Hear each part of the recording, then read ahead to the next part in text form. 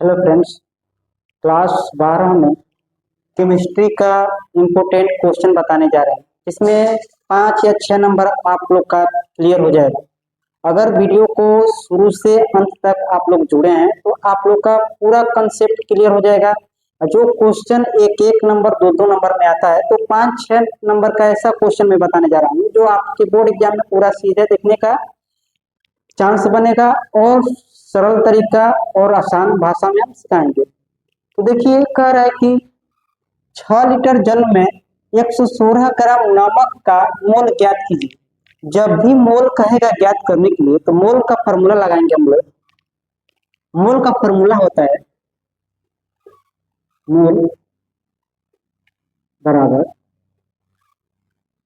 भार बटा में अणु भार। भार बटा में क्या होगा? अणु भार। ये किसका फॉर्मूला होता है? मोल का। तो कहेगा कि जब भी कहेगा कि मोल बराबर, फॉर्मूला पूछेगा मोल बराबर भार बटा में अणु भार। सबसे आसान तरीका है याद करने का। देखो क्या कर रहा है कि 6 लीटर जल में 116 ग्राम नमक का मोल ज्ञात कीजिए। तो देखिए कि 116 ग्राम ये जो दिया है वो हमारा क्या दिया है? भार दिया है। तो लिखेंगे भार। भार कितना दे दिया है? 116 ग्राम। 116 ग्राम हमारा क्या दिया है? भार दिया है। फिर उसके बाद कह रहा है नमक। तो नमक का क्या निकलना है? अणु भार निकलना है। तो नमक का जो फॉर्मूला होता है, नमक का सूत्र क्या होता है? नमक का सूत्र, तो नमक का सूत्र याद होना चाहिए। नमक का सूत्र होता है NaCl। NaCl। तो जो सोडियम होता है उसका सोडियम का अणु भार कितना होता है? तो 23 होता है। सोडियम का अणु भार 23 प्लस में Cl क्लोरीन। क्लोरीन का अणु भार कितना होता है? तो 35 होता है।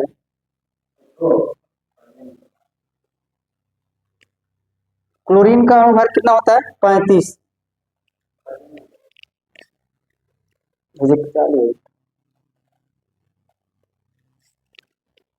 तो देखिए, जो सोडियम है, सोडियम का अणु भार कितना होता है? 23 होता है। और क्लोरीन का अणु भार कितना होता है? 35। तो दोनों को जब जोड़ देंगे, जब इन दोनों को जोड़ेंगे तो 5 और 3 कितना हो जाएगा? 8 हो जाएगा। और 2 और 3 कितना हो जाएगा? 5 हो जाएगा। तो फाइनली अणु भार कितना आ गया? अणु भार हमारा आ गया, अणु भार। अणु भार कितना आ गया? 58।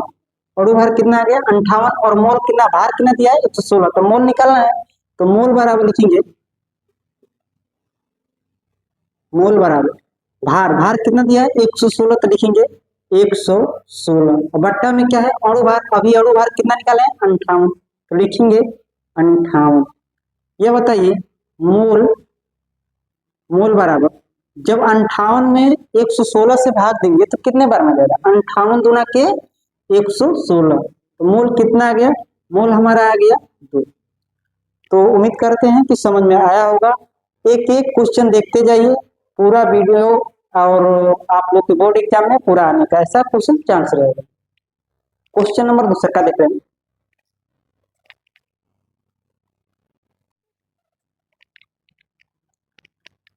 देखिए, ये क्वेश्चन क्या पूछ रहा है? 10 लीटर विलयन में 45 ग्राम ग्लूकोज का मोल क्या होगा? ये क्या पूछ रहा है? 10 लीटर विलयन। देखो, 10 लीटर विलयन पूछ रहा है, इससे नहीं मतलब है। 10 लीटर से नहीं मतलब है हमको। क्या मतलब है? विलयन में 45 ग्राम ग्लूकोज का मोल ज्ञात करना है। तो ग्लूकोज का जब मोल ज्ञात करना है तो सबसे पहले क्या लिखेंगे? ये भार दिया है। अब मोल का पहले फॉर्मूला याद होना चाहिए। तो मोल बराबर क्या होता है? मोल मोल बराबर होता है भार भार बटा में अणु अणु भार।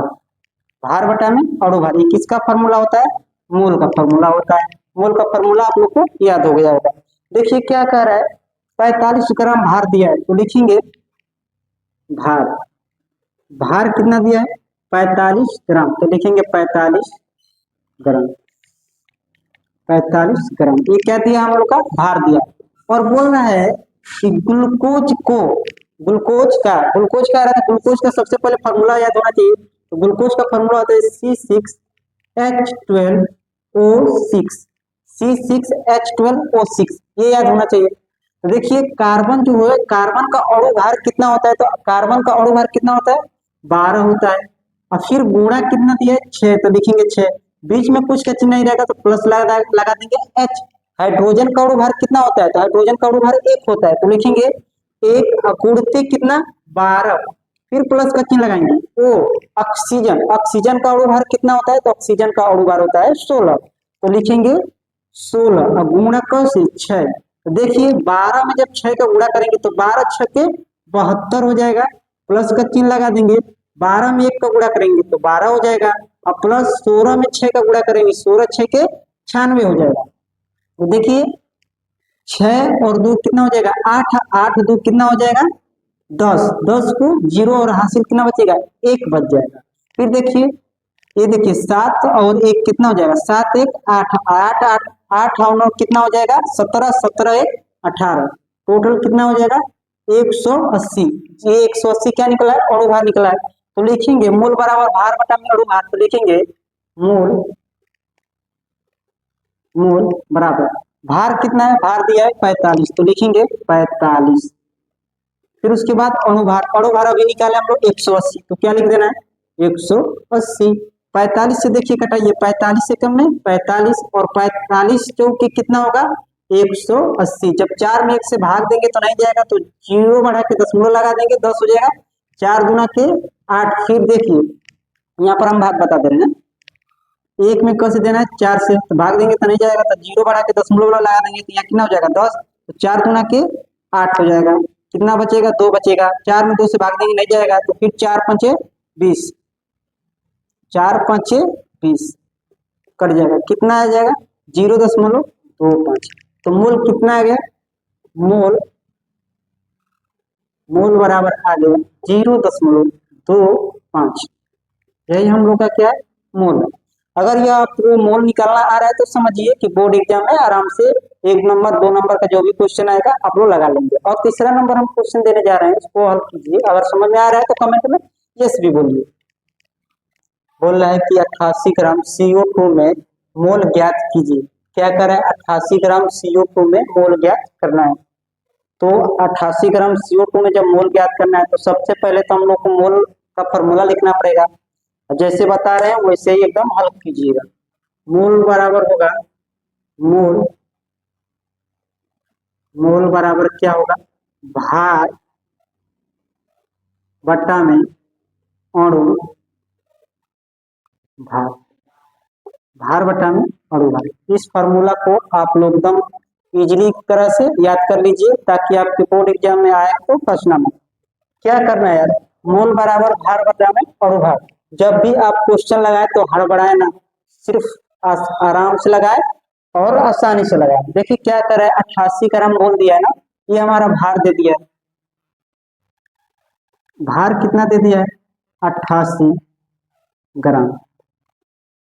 88 ग्राम क्या दिया है, हमारा भार दिया है, किसका कह रहा है CO2 कार्बन डाइऑक्साइड का। क्या निकालना है, अणु भार। अणु भार निकालना आना चाहिए, अगर अणु भार नहीं निकालना आता है तो आप हमारे YouTube चैनल पर जाइए, देखिए उसमें आसान तरीका से हम बताएं। अणु भार देखिए CO2 का निकालना है, यहाँ है CO2 का अणु भार निकालना है। तो कार्बन, कार्बन का जो अणु भार है, कार्बन का अणु भार कितना होता है 12 होता है, तो लिखेंगे 12, प्लस का चिन्ह लगा देंगे। ऑक्सीजन, ऑक्सीजन का अणु भार कितना होता है, तो ऑक्सीजन का अणु भार होता है 16, तो लिखेंगे 16।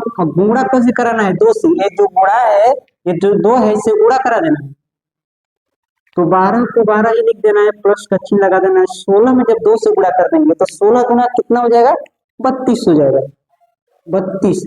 तो 12 और 32 को हम लोग ऐड कर देंगे, तो 12 और 32 को जोड़ेंगे तो 2 2 कितना हो जाएगा 4 हो जाएगा, और 1 और 3 कितना हो जाएगा 4 हो जाएगा।